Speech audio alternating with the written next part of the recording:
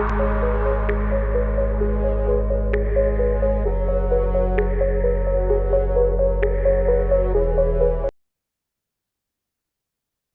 আসসালামু আলাইকুম গাইস। তো আজকে আমরা দেখবো আমাদের সিএসএস এ কিভাবে আমরা ক্লারিফিক্স করতে পারি।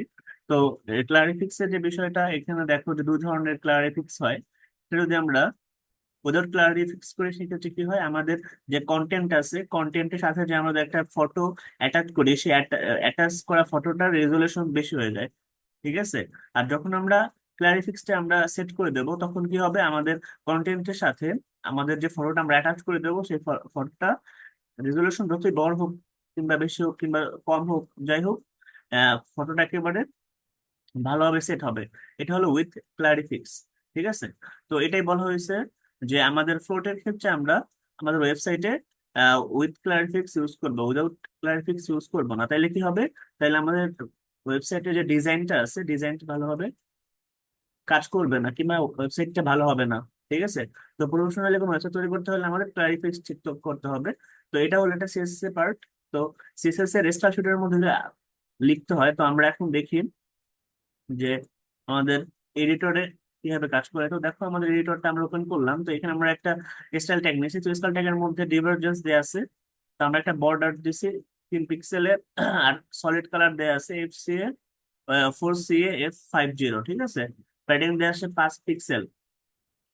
একটা প্রথম ইমেজ যেটা হবে ওটা, সেটা দেওয়া আছে রাইটে।